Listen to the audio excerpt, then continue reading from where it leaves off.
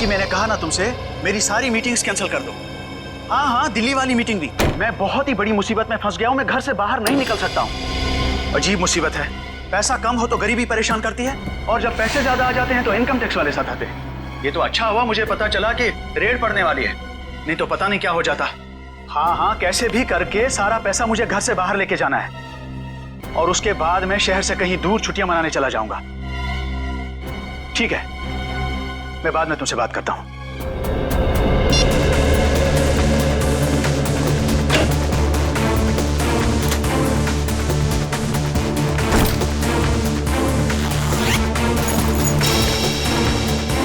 पैसा तो सारा ठीक ठाक ही लग रहा है।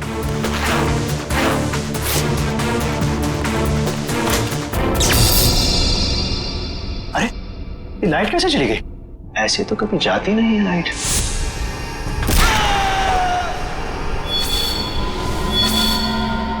कौन हो तुम और क्यों कर रहे हो ये सब? तुम तो एक लेखक हो ना, जानते ही होगे कि कोई किसी की जान क्यों लेता है। जान लेने की 3 ही वजह होती है, पैसा, प्यार और बदला। मुझे तुमसे बदला लेना है। कैसा बदला? मैं तो तुमको जानता तक नहीं। तुम मुझे नहीं जानते, मगर अंकुश को तो जानते ही होगे ना। अंकुश? अंकुश अनंत, वो मेरे दिल के बहुत करीब था। तुमने उसकी जान ली, अब मैं तुम्हारी जान लूंगा। अंकुश आनंद की मौत का बदला? अरे तुम्हारा दिमाग खराब हो गया है क्या? अरे मुझे निकालो यहाँ से। अरे बचाओ, कोई है? अरे कोई बचाओ। कोई नहीं बचाएगा अब तुम्हें। जिस तरह तुमने अंकुश अनंत को तड़पा तड़पा के मारा था, ठीक उसी तरह मैं तुम्हें तड़पा तड़पा के मारूंगा।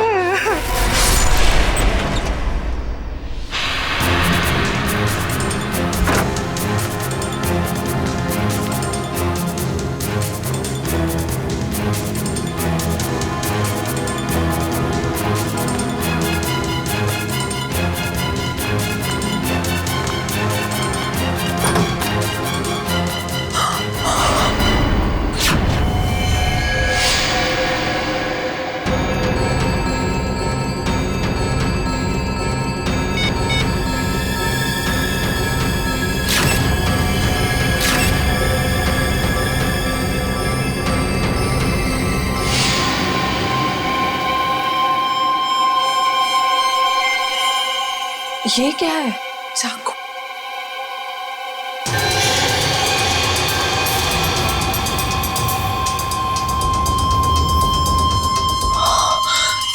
ये क्या किया मैंने? फोटो खींचने के चक्कर में अपनी उंगलियों के निशान चाकू पे छोड़ दिए।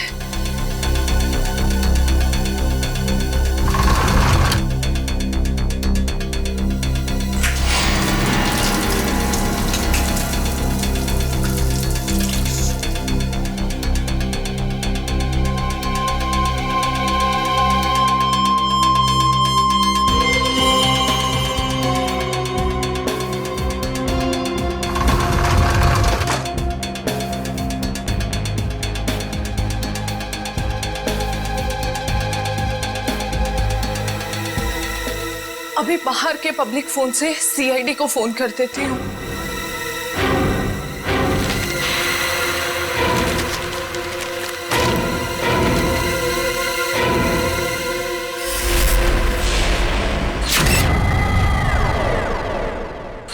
बड़ी बेरहमी से मारा है इसे। गला तो पूरा चीर के रखा है। देखने से लगता है कि उन्हीं के दिल में इसके लिए बहुत नफरत थी। हाँ, बदला लेने के लिए किया गया खून है ये। और ये देखो, एक पैसे को हाथ नहीं लगाया, एक पैसे को भी।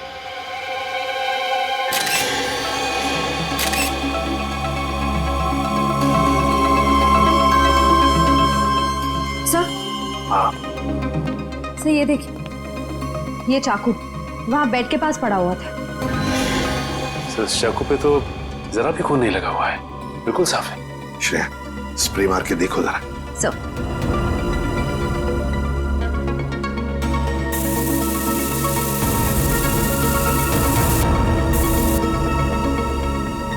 सर ये देखिए, इसका मतलब खून इस चाकू से ही किया गया है। रंग बदल गया, मतलब चाकू पर खून है। खून इसी चाकू से किया गया है। सर एक बात समझ में नहीं आ रही, खूनी ने चाकू को साफ करके यहीं क्यों छोड़ दिया? वो इसे अपने साथ भी तो ले जा सकता था। बिल्कुल, चाकू यहीं पर छोड़ के क्यों गया वो, और वो भी साफ करके? कोई ना कोई तो वजह जरूर है। सर, हाँ, दगोड़िया जी का मैनेजर आ गया। आ गया?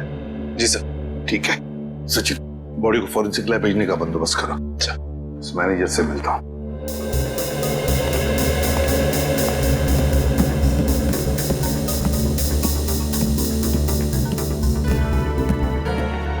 सर ये सब कैसे हो गया सर? मुझे यकीन नहीं हो रहा है सर। सर कल रात को ही तो मेरी दगोड़िया सर से फोन पे बात हुई थी, तब तो सब ठीक था। दगोड़िया जी का किसी के साथ कोई झगड़ा वगड़ा था? कोई दुश्मनी थी? नहीं सर, जहां तक मुझे याद है ऐसा कभी उन्होंने कोई जिक्र नहीं किया। एक लड़की ने हमें फोन किया था, वो कहाँ है? सर लड़की ने? हाँ। नहीं सर, दगोड़िया सर के परिवार में इनके अलावा और कोई नहीं है। दगोड़िया सर अकेले ही थे। तो सर फिर जिस लड़की ने हमें फोन किया था वो कौन थी? सर कहीं वही लड़की खूनी तो नहीं थी? नहीं श्रेया, लड़की खूनी नहीं हो सकती। लाश को उठा के ऊपर लटकाना कोई आसान काम नहीं है, ये कोई लड़की नहीं कर सकती। सर एक और बात समझ में नहीं आ रही, लड़की हमें इन्फॉर्म करने के बाद कि खून हुआ है यहाँ पे, खुद कैसे गायब हो गई? डर गई होगी और शायद इसीलिए उसने लैंडलाइन से, मेरा मतलब पीसीओ से हमें फोन किया होगा। ऊपर जो पैसों से भरी बैग है, क्या जानते हैं आप उस पैसे वाले बैग के बारे में? दरअसल दगोड़िया सर कल काफी परेशान थे। एक्चुअली उन्हें पता चला था कि उनके घर में इनकम टैक्स की रेड पड़ने वाली है, और इसीलिए उन्होंने अपनी सारी मीटिंग्स भी कैंसिल करवा दी थी। अच्छा, तो शायद इसीलिए पैसे ठिकाने लगाने के प्लानिंग में लगे होंगे दगोड़िया जी। और बस उसी वक्त खूनी आ गया और दगोड़िया जी का काम तमाम कर दिया।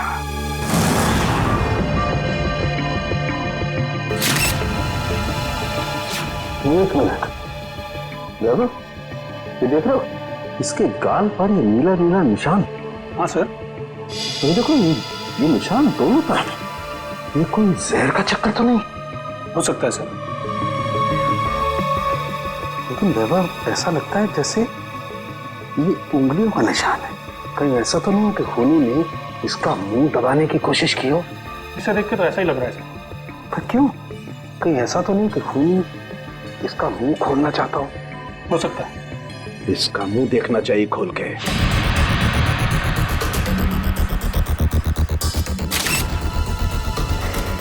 जरा फोर्स देना।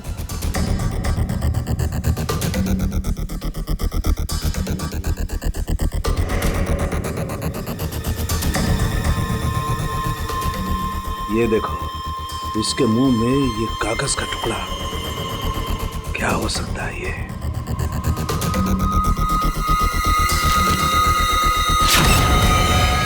अंकुश आनंद, ये किसका नाम हो सकता है? खूनी अपना नाम लिख करके तो कागज का टुकड़ा इसके मुंह में डालेगा नहीं सर। फिर ये चक्कर क्या है? अरे देखो, कागज के दोनों तरफ खून भी लगा हुआ है। साळुंखे, ये कागज तुझे दगोड़िया के मुंह में से मिला? हाँ बॉस, मुझे भी बड़ा ताजुब हुआ। कोई खूनी किसी के मुंह में कागज रख के क्यों जाएगा? सर ये भी तो हो सकता है कि ये कागज खूनी ने उनके मुंह में ना रखा, बल्कि उन्होंने खुद मरने से पहले ये कागज खूनी से बचाने के लिए अपने मुंह में खुद ही डाल दिया। हाँ सर, हो सकता है उनकी मौत इस कागज की वजह से ही हुई हो सकता है वो ना चाहते हो कि ये कागज खूनी के हाथ लग जाए, इसीलिए उन्होंने इस कागज को अपने मुंह में छुपा लिया। नहीं श्रेया, मुझे नहीं लगता कि ये कागज उन्होंने खुद अपने मुंह में छुपाया, बल्कि जिस तरीके के नीले निशान उनके गालों पर पड़े हुए थे, मुझे तो ये लगता है कि खूनी ने जबरदस्ती उनका मुंह खोला और बाद में ये कागज उनके मुंह में ठूस दी। साळुंखे, खून से सने कागज पर लिखा अंकुश आनंद। ये जो खून है, क्या दगोड़िया के मुंह के अंदर कोई चोट के निशान या फिर कोई खून था?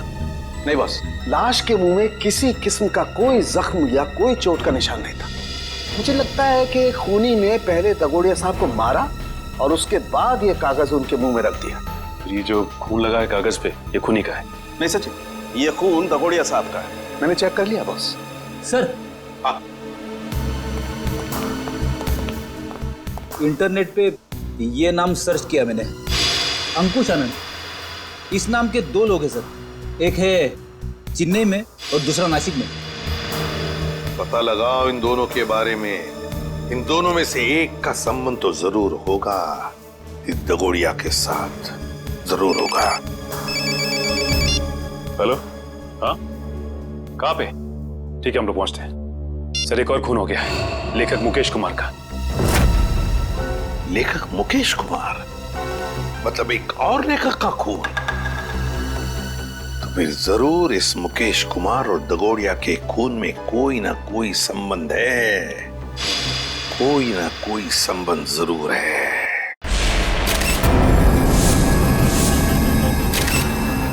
बड़ी बेरहमी से कत्ल किया इसका। सलोंके सर, ये ग्लास बॉक्स एयर टाइट ही है। हाँ काविन, किसी ने इस बेचारे को इस ग्लास बॉक्स में जबरदस्ती बंद कर दिया, और क्योंकि ये ग्लास बॉक्स एयर टाइट बंद है, इसलिए इस बेचारे को बिल्कुल हवा नहीं मिली, और ऑक्सीजन नहीं मिलने के कारण इस बेचारे का दम घुट गया और ये मर गया। हाँ सर, ये इसके हाथ पे लगे हुए जख्म, ये नाखूनों का निशान और इस पे लगा खून तो यही बताता है कि इन्होंने अपने आप को बचाने की बहुत कोशिश की। एक काम करते हैं, पहले इस लाश को बाहर निकालते हैं। Yes sir.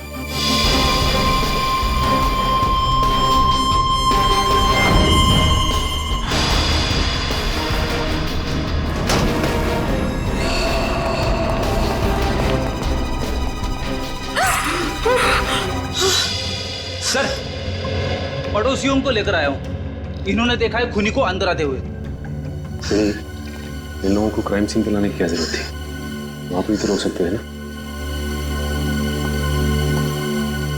जी कहिए, क्या देखा आप लोगों ने? सर, मैं घर की बालकनी में अखबार पढ़ रहा था, तभी मैंने देखा कि एक आदमी ट्रॉली में इस बॉक्स को रखकर घर के अंदर जा रहा है। ये ग्लास बॉक्स लेके जब वो घर के अंदर जा रहा था तो उसने हाथ में ग्लव्स पहने थे? नहीं सर, ग्लव्स नहीं पहने थे। अच्छा, ये आदमी अकेला था या फिर इसके साथ कोई और भी था? वो अकेला था। तुमने उसका चेहरा देखा? स्केच बना सकते हो? नहीं सर, चेहरा तो याद नहीं। पर हाँ, उसका बायां कंधा बार बार हिल रहा था, जैसे कि कोई कपकपाट हो रही हो।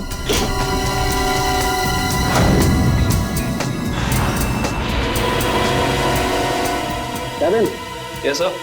एक मिनट।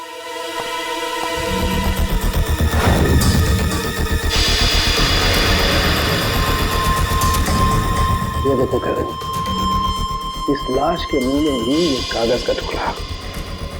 कहीं इस कागज के टुकड़े पे भी अंकुश आनंद का नाम तो नहीं लिखा? देखना पड़ेगा।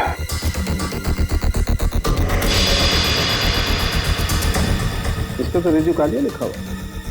रिजू कालिया? ये तो रिजू कालिया इनकी किताब का ही एक किरदार है, और उसकी भी मौत कहानी में बिल्कुल इसी तरह से हुई थी, दम घुटने की वजह से। इसका मतलब ये अंकुश आनंद, ये भी दगोड़िया की किसी किताब का किरदार है, और ये सारा का सारा काम सीरियल किलर का है, तो एक के बाद एक लेखकों को बिल्कुल उसी तरह से मार रहा है जैसे कि लेखक अपनी कहानी में किरदार को मारता है। ऐसे ही लगता है। सलोंके सर, ये ग्लास बॉक्स पे कोई फिंगरप्रिंट्स मिले अभी तक कि नहीं? अभी कागज ढूंढा यार, फिंगरप्रिंट्स अभी ढूंढना बाकी है।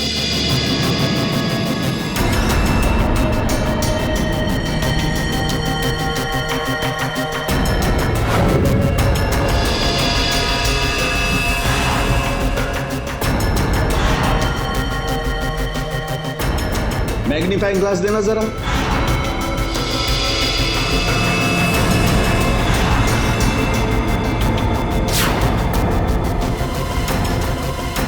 ये कैसे निशान है? कैसे निशान मतलब? डैडी, मैंने अपनी पूरी जिंदगी में उंगलियों के निशानों पर अंग्रेजी के अक्षर छपे हुए नहीं देखे। उंगलियों के निशानों पे अंग्रेजी के अक्षर? हाँ काविन, दिखाता हूँ। पूरा ग्लास दे। ये लीजिए।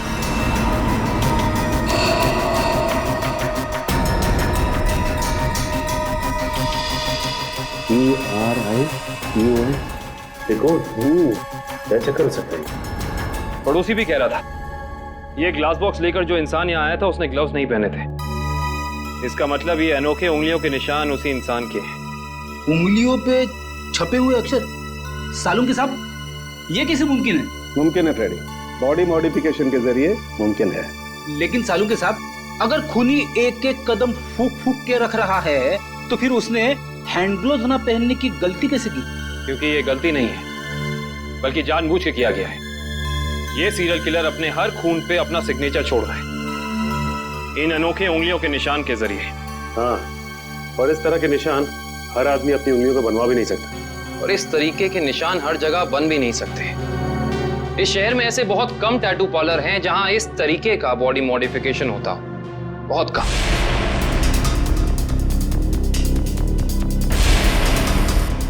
यस, ये बॉडी मॉडिफिकेशन आपने किया है? No sir. क्या आपने बनाया?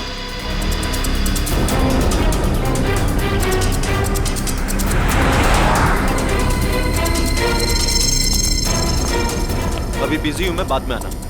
हम भी बहुत बिजी रहने वाले लोग हैं, बाद में आने का वक्त नहीं है हमारे पास। बिना अपॉइंटमेंट के आ रहे हो? मैं तुम्हारा टैटू नहीं बनाऊंगा। सीआईडी शिवा, बाद में आना। क्या हुआ सर? मैंने कुछ किया क्या? शहर में कुछ खून हो रहे हैं। खून? किताब लिखने वाले लेखकों के। लेखकों के? पर मैं तो टैटू आर्टिस्ट हूँ सर, मेरा क्या लेना देना इससे? हो सकता है कुछ लेना देना हो। मैं समझा नहीं सर। बॉडी मॉडिफिकेशन भी करते हो ना तुम? जी हाँ सर, मेरे पास लाइसेंस भी है, मैं दिखाता हूँ। कोई जरूरत नहीं। ये फोटो ध्यान से देखो। ये त्रिकोण वाली कलाकारी तुमने दिखाई थी किसी के हाथ पे? जी हाँ सर, मैंने की थी, पर मुझे नहीं पता था कि ये किलर होगा सर। पता है हमें, डरो मत। हाँ, लेकिन इस इंसान की कोई ना कोई डिटेल तो जरूर होगी तुम्हारे पास, है ना? जी हाँ सर, मैं 1 मिनट में लेके आता हूँ सर। जी हाँ सर, देखिए सर, त्रिकोण अनुकरण नाम है इसका। त्रिकोण अनुकरण? ये किसी आदमी का नाम है या किसी एनजीओ का? त्रिकोण मतलब ट्रायंगल और अनुकरण मतलब किसी की नकल करना। मतलब कोई ट्रायंगल बना के किसी की नकल कर रहा है? शायद त्रिकोण नाम का कोई पुराना सीरियल किलर रहा हो जिसकी नकल ये वाला खूनी कर रहा है। एक काम करते हैं, अपनी डेटाबेस में चेक करते हैं कि त्रिकोण नाम का कोई क्रिमिनल था क्या। हाँ निखिल, त्रिकोण नाम का सीरियल किलर कहाँ पे? कौन सी जेल में है? शांति नगर। ओके ठीक है, थैंक यू। चलो, एक त्रिकोण का पता तो चला है, तो ठीक उसी ढंग से लेखकों का खून करता था जैसे अभी हो रहा है, लेकिन वो पिछले 4 साल से जेल में है। मतलब या तो ये खूनी जेल से बाहर निकल के मार रहा है या फिर कोई त्रिकोण की नकल कर रहा है। अभिजीत, सारांश सारांश?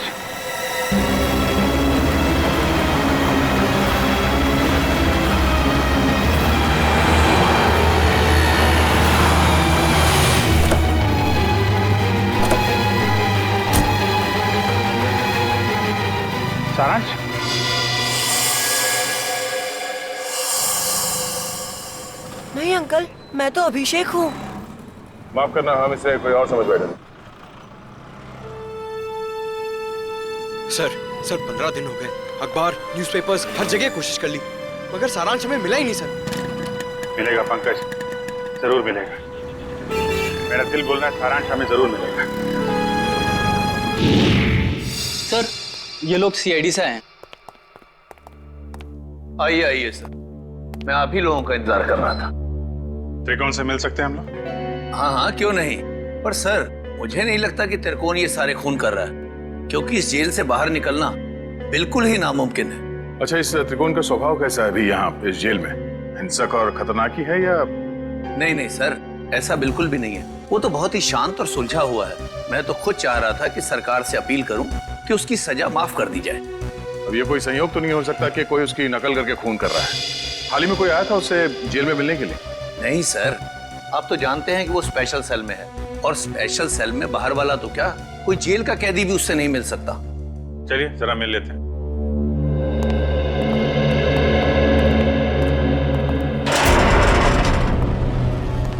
त्रिकोण, देखो तुम्हारे लिए आज कितने खुशी का दिन है। इतने सालों के बाद तुमसे सीआईडी वाले मिलने आए। क्या बात है जेलर साहब, आज आपका कानून मुझ पे इतना मेहरबान क्यों है? मेहरबान नहीं हुआ, बस ये समझ लो कि तुमसे ये पूछने आए कि जेल में बैठे बैठे तुमने दोबारा खून करना कैसे शुरू कर दिया। कमाल है आप लोगों का भी। इतने सालों से मुझे इस जेल में कैद करके रखा है, लेकिन शक करने की आदत आप लोगों की गई नहीं। तो फिर कौन है वो जो बाहर लेखकों के खून कर रहा है ठीक तुम्हारी तरीके से, और तुम्हारी तरीके से कंधे उचकाता है? कौन हो सकता है जो मेरी तरह खून कर रहा है? शायद तुम्हारा कोई परिवार वाला, कोई दोस्त या कोई रिश्तेदार। कोई नहीं है मेरा। बचपन अनाथालय में बीता है और जवानी जुर्म की सड़कों पर। तो तुम ये कहना चाहते हो कि तुम्हारे खून करने के तरीके के बारे में किसी और को मालूम नहीं है? किसी को नहीं। तुम्हें किसी पे शक है? देखो, जो कुछ मालूम है बता दो, शायद हम किसी की जिंदगी बचाने में कामयाब हो जाए। क्या आपकी मदद करने से मेरी सजा कम हो सकती है? वादा नहीं कर सकते, लेकिन अगर तुम्हारी मदद से हम उस नकलची खूनी को पकड़ लेंगे तो दरख्वास्त जरूर करेंगे सरकार से तुम्हारी सजा कम हो जाए। ठीक है, मुझे उम्मीद है कि आप अपने शब्द भविष्य में आगे जरूर याद रखेंगे। मुझे लगता है कि वो मेरी लेखन पढ़ के ठीक उसी तरह खून कर रहा है। तुम्हारा लेखन? हाँ, पढ़ते पढ़ते कभी याद ही नहीं रहा कि मुझे भी लेखन का शौक हो गया है और मैं लिखने लगा। हर रोज रात को सोने से पहले मैं अपने विचार उस डायरी में व्यक्त करने लगा। मतलब मारने का प्लान, मारने का तरीका, उसका नाम, सब कुछ तुम उस डायरी में लिखते थे? जी हाँ, मुझे लगता है कि वो डायरी उसके हाथ लग गई और वो मेरे विचारों से प्रभावित होकर ठीक उसी तरह जुर्म के रास्ते पर आगे बढ़ चुका है। कहाँ रखी कहाँ थी तुमने वो डायरी? अनाथालय में छोड़ आया हूँ अपने अतीत के वो पन्नों को। जी, मैं सुरेश बोल रहा हूँ, जी के नगर अनाथालय से। वो जो आप बच्चों की किताबें भेजने वाले थे। ठीक है,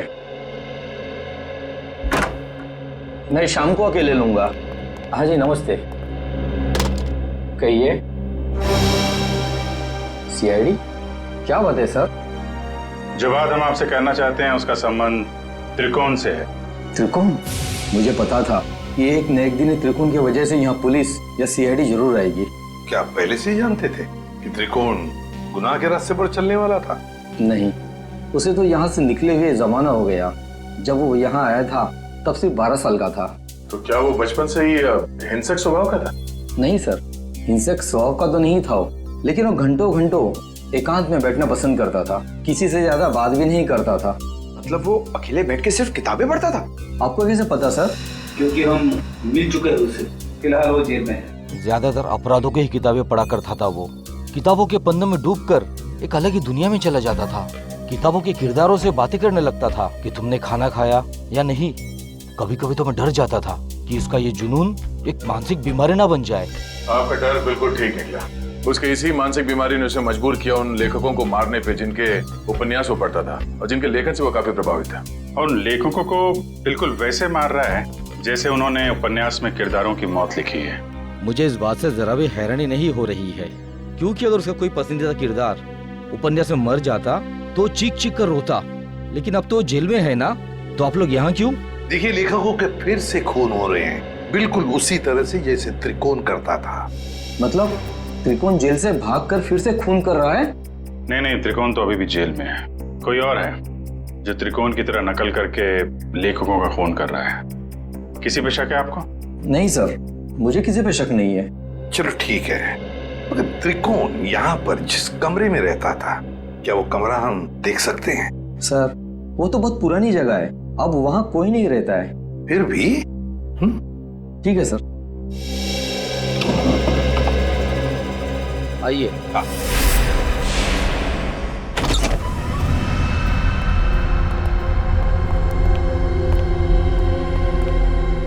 तो ये है त्रिकोण का कमरा।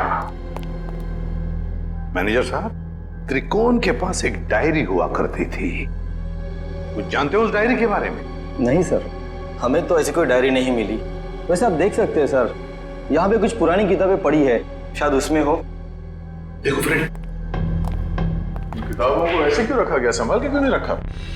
ऐसे तो दीमक खा जाएंगे इसे। माफ करना सर, दरअसल इस कमरे की तरफ मैंने ध्यान ही नहीं दिया।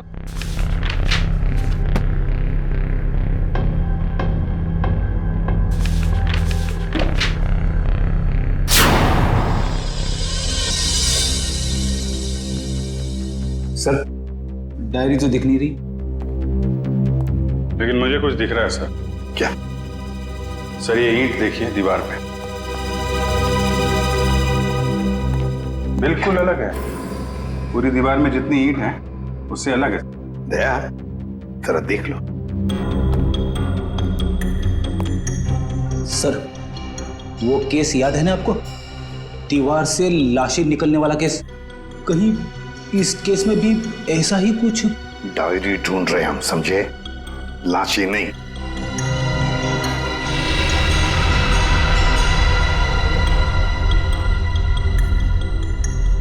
नहीं फ्रेडी, या लाश तो दूर, एक किताब भी नहीं रख सकते हैं। सर, फाइल कार्ड है।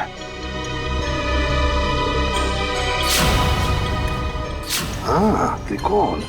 मतलब वो नकलची खूनी डायरी निकाल के ले गया। अभिजीत, ये जरूर त्रिकोण के डायरी का कवर है। मतलब यहाँ जो भी आया था वो जानता था कि त्रिकोण ने अपनी डायरी कहाँ छुपा के रखी है।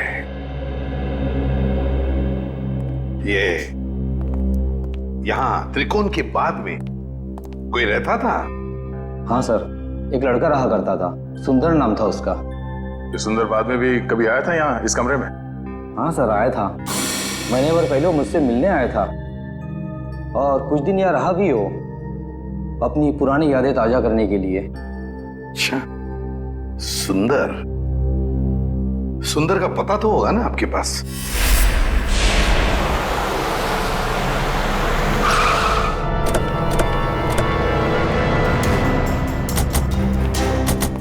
वाह भाई वाह, कितना आलीशान घर बनाया सुंदर ने।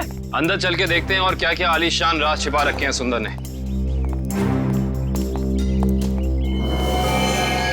दरवाजा तो खुला हुआ है, कहीं भाग तो नहीं गया सुंदर? लगता है कुछ गड़बड़ है। सुंदर! ओह माय गॉड, वो देखो।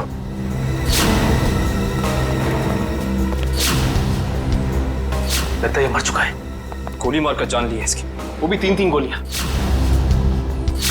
खून भी गीला है, मतलब कातिल आसपास ही है, यहीं कहीं। गोली चलने की आवाज इस तरफ से, चलो देखते हैं।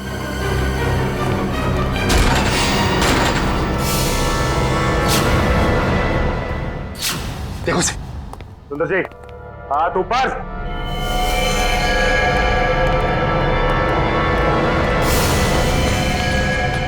माय गॉड, खूनी बाहर है। दिव्या, विक्रम, पकड़ो उसे। लगता है ये हमें कुछ बताना चाहते हैं। हाँ कवित।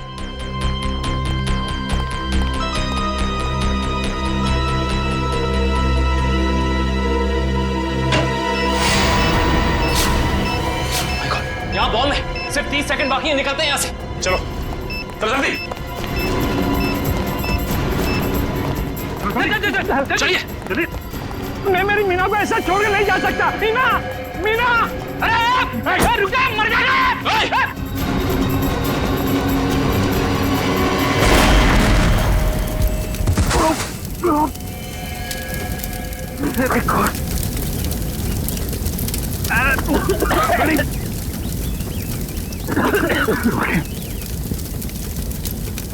लगता है बीवी और नौकर के साथ साथ सुंदर जी भी मारे गए। सर, आप लोग ठीक तो हैं सर? हाँ, हम सब ठीक है। उस खूनी का क्या हुआ? सर, वो निकल गया। निकल गया?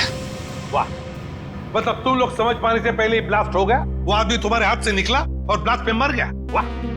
हाँ सर, वो सुंदर की पत्नी और नौकर को तो पहले ही मार चुका था।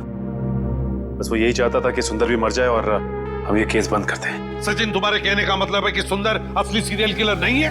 नहीं सर, उस किलर को हमने भागते हुए देखा सर। हम लोग उसे पकड़ नहीं पाए। सर एक बात और, जब वो भाग रहा था तो अपने कंधे को बार बार झटक रहा था सर। असली किलर भागते हुए कंधे झटक रहा था। सुंदर असली किलर नहीं है। तो फिर ये असली त्रिकोण का अनुकरण करने वाला, उसकी कॉपी करने वाला त्रिकोण अनुकरण, ये जो भी कोई है जो हमें फंसाने की, गुमराह करने की कोशिश कर रहा है, इससे तो अब हम उसी की खुद के ही जाल में फंसा देंगे। हेलो, एक और खून? लेखक कुशल। ठीक है माता। लेखक कुशल का खून? ये त्रिकोण अनुकरण तो खून पे खून किए जा रहा है। लेकिन सर, ये त्रिकोण अनुकरण एक के बाद एक लेखकों को ही क्यों मार रहा है? वही तो फ्रेडी, वही तो। 3-3 लेखकों को मार चुका है ये त्रिकोण अनुकरण। जरूर इसके पीछे कोई ना कोई राज है, कोई ना कोई राज है जो असली त्रिकोण हमसे छुपा रहा है। सुंदर बॉम्ब ब्लास्ट में मारा गया? हाँ, और उसके बाद एक और लेखक कुशल का भी खून हो गया। अभी तो आप कह रहे थे कि सुंदर ही वो नकलची खूनी है। अगर सुंदर मारा गया तो फिर कुशल को किसने मारा?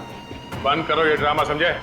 सुंदर के घर के बाहर जो मुजरिम भाग रहा था वो भी अपने कंधे को वैसे ही झटक रहा है जैसे तू झटक रहा है भाई। अब ये बताओ कि तुम इस जेल से बाहर जाते कैसे हो? हाँ, राज क्या है इसके पीछे? साहब कैसी बातें करते हैं आप? हैं आम जेल से कैदी का भागना इतना मुश्किल है, तो फिर आपको लगता है कि मैं इस खास जेल से इतनी पहरेदारी होने के बावजूद भाग सकता हूँ? तुम्हारे अनाथालय वाले कमरे में सुंदर के अलावा कोई और नहीं रहा था, तो वो डायरी किसी और ने कैसे पढ़ी?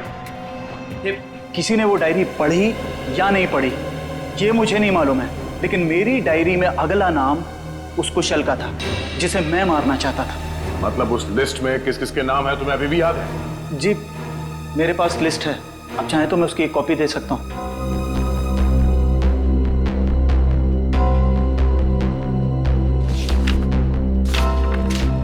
पहले देना चाहिए था, शायद कुशल की जान बच जाती। मुझे इस चीज की उम्मीद नहीं थी। आशा करता हूं कि आगे किसी और की जान नहीं जाएगी। दीपक, आखिरी नाम दीपक का है। खून किया है तुमने, खून। मैंने किसी का खून नहीं किया, मैं तो एक मामूली सा लेखक हूँ। शेखर, भूल गए शेखर को? कौन शेखर? मैं किसी शेखर को नहीं जानता। तुम्हारी किताब खूनी मंजिल का किरदार शेखर। अरे पागल हो गया क्या? वो कोई असली में शेखर इंसान थोड़ी ना है, वो तो मेरी कहानी का एक कैरेक्टर है, मेरा पात्र है वो। चल राइटर साहब, आपको थोड़ा सेंसिटिव होना चाहिए। आप इस तरह जल्दी करेंगे तो कैसे चलेगा? हाँ, अब आप भी जरा इस दर्द को महसूस करिए।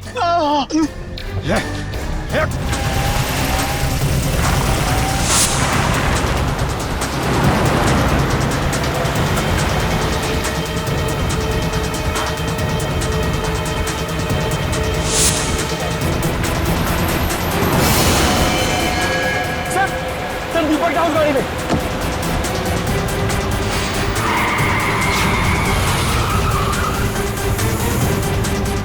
उसमें? हाँ सर।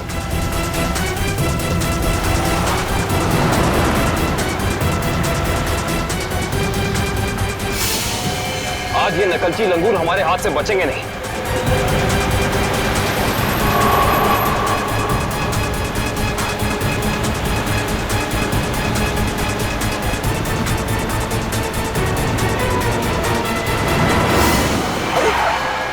ये कौन आ गया?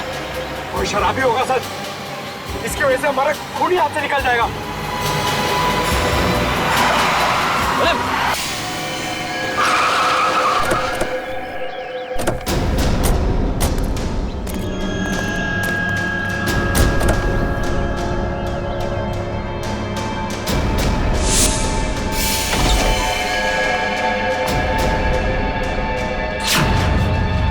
इनका तो बहुत खून भरा है। सर वो फोटोज कैसी है? फोटोज एक सेकंड।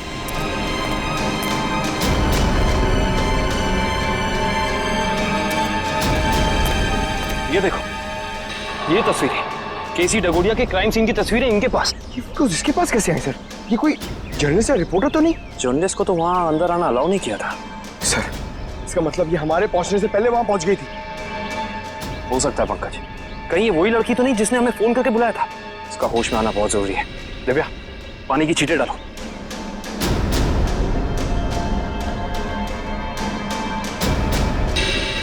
मैडम आप ठीक तो हैं?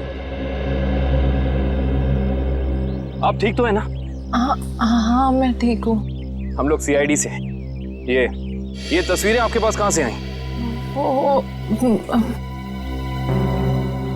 देखिए मैडम, जो भी आपको पता है हमें सब साफ साफ बता दीजिए, वरना इन लेखकों के खून में आप फंस जाएंगे।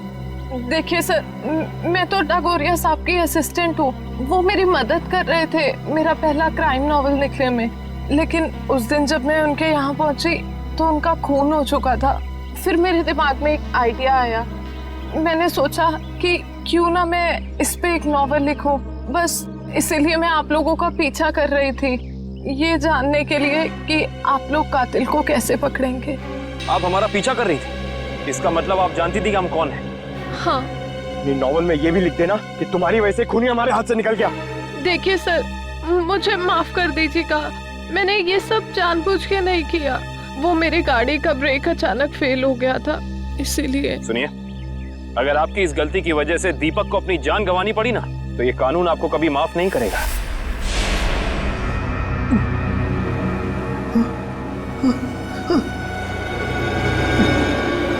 मुझे छोड़ दो प्लीज, प्लीज मुझे यहाँ से जाने दो। जाने ही तो दे रहा हूं तुझे। बहुत जल्द तू भी शेखर के पास पहुंच जाएगा। इसी तरह कुर्सी पर बांधकर मौत दी थी ना तूने उसे, अब तोहफे में तुझे भी यही मौत मिलेगी। बस थोड़ा सा इंतजार। इस मौत के उपन्यास का लेखक रचयिता भी आ रहा है तेरा साथ देने के लिए। त्रिकोण। सर जेलर साहब अंदर नहीं है। जरा बुलाओ उन्हें, हमें त्रिकोण से मिलना है। सर जेलर साहब तो त्रिकोण को लेकर हॉस्पिटल गए हैं, उसे अचानक से दिल का दौरा आया है। दिल का दौरा? कौन सा हॉस्पिटल लेके? अरे आप लोग? त्रिकोण कहाँ है? आईसीयू में है। क्या बात हो गई? झूठ बोलता है वो हमसे। अब भी कुछ है जो हमसे छुपा रहा है। चलिए दिखाइए। आइए।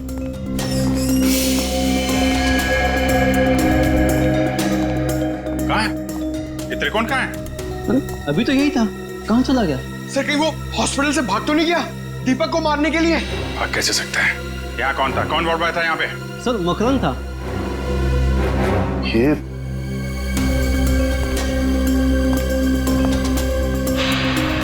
जीत तो बेहोशी की दवाई है। अब जीत ये देखो, मकरन का पैर नीचे गिरा पड़ा है। ये बेहोशी की दवाई कहीं मकरन को कुछ हो तो नहीं गया? नहीं सर, अभी कुछ देर पहले ही देखा मैंने उसे, किसी मरीज को हॉस्पिटल के बाहर लेके जा रहा था वो। ये मकरन अभी वापस आएगा? नहीं सर, उसकी ड्यूटी खत्म हो गई। इसमें कहाँ मिलेगा वो? सर दारू के ठेके पे। अच्छा, तो ये है मकरन जी। हाँ सर, ये बार में बैठ के अपने दोस्तों के साथ शराब पी रहा था और अपने जुर्म के किस्से चटकारे लेकर सुना रहा था सर।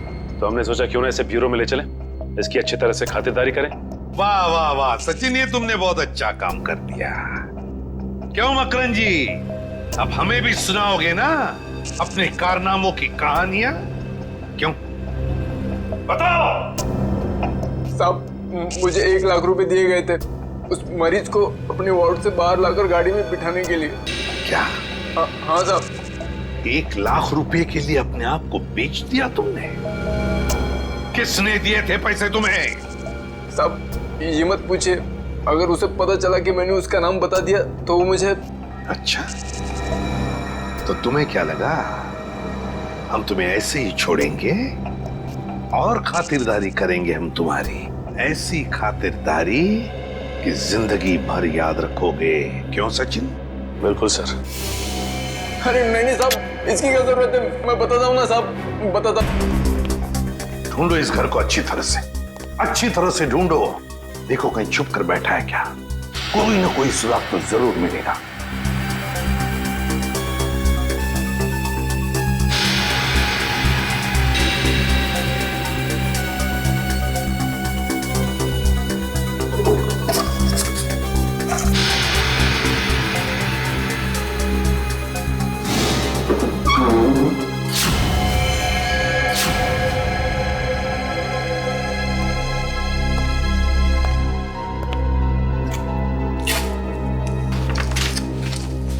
सर, हाँ ये देखिए सर, ये कैबिनेट के पीछे कुछ रखा हुआ था।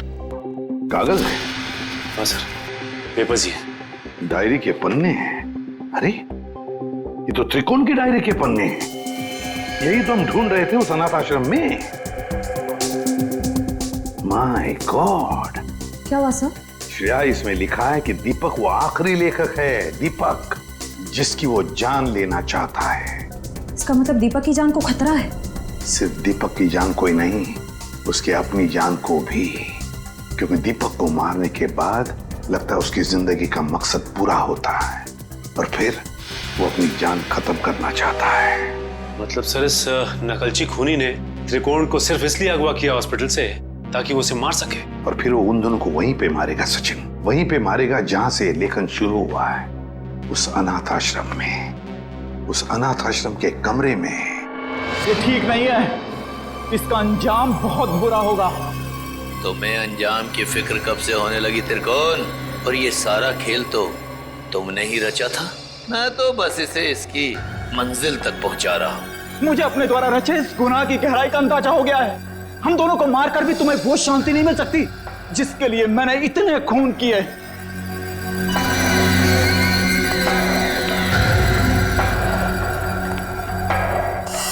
हाँ, क्यों नहीं, पर मुझे नहीं लगता कि ये सारे खून त्रिकोण ही कर रहा है। बहुत देर हो चुकी है त्रिकोण। तेरे प्रवचन अब ना तो तेरी जान बचा सकते हैं और ना ही दीपक की। नहीं चला, तुम ऐसा नहीं कर सकते। अब तुझे मैं बिल्कुल वैसे ही मारूंगा जैसे त्रिकोण ने अपने उपन्यास में लिखा था। नहीं चला, तुम मुझे मत मारो, मुझे जाने दो। बस होगा तुम्हारा खेल। अब अगर कोई हरकत की ना तुमने तो तेरा वो हाल करेंगे तो सोच भी नहीं सकता। सीआईडी, तो आखिर मेरा भेद खुल ही गया। तो अब तुम लोग मुझे फांसी पर चढ़ाए बिना तो छोड़ोगे नहीं। तो क्यों ना मैं फांसी पर चढ़ने से पहले इन दोनों को मार के अपना मकसद पूरा कर लूं।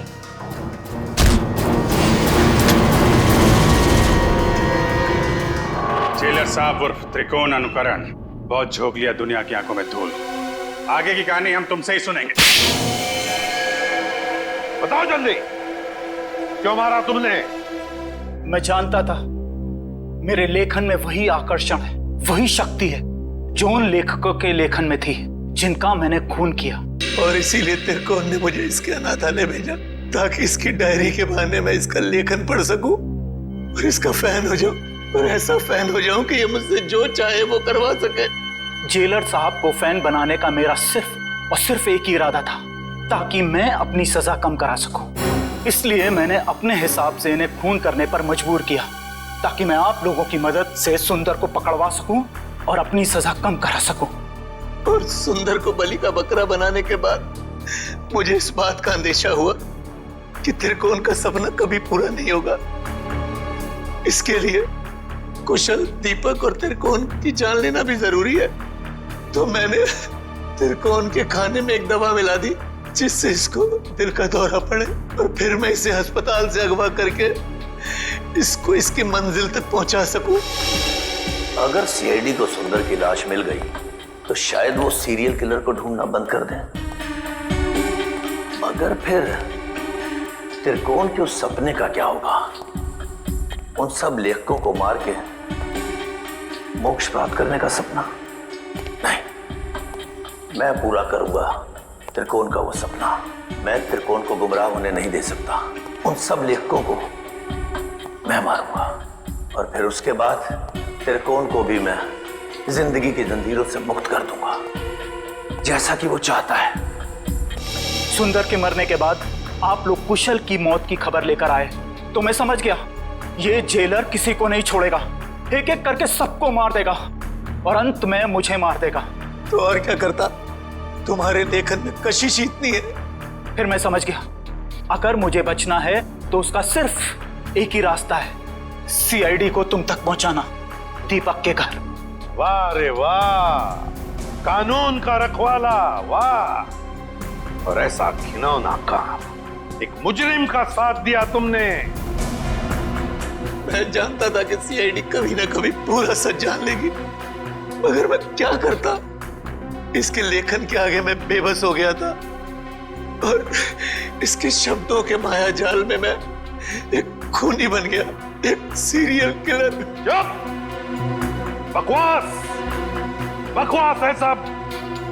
तुम दोनों ने मिलकर कितने सारे मासूम लोगों की जानें ली। तुम्हें तो जीने का कोई हक ही नहीं। कानून तो तुम दोनों को फांसी ही देगी, फांसी।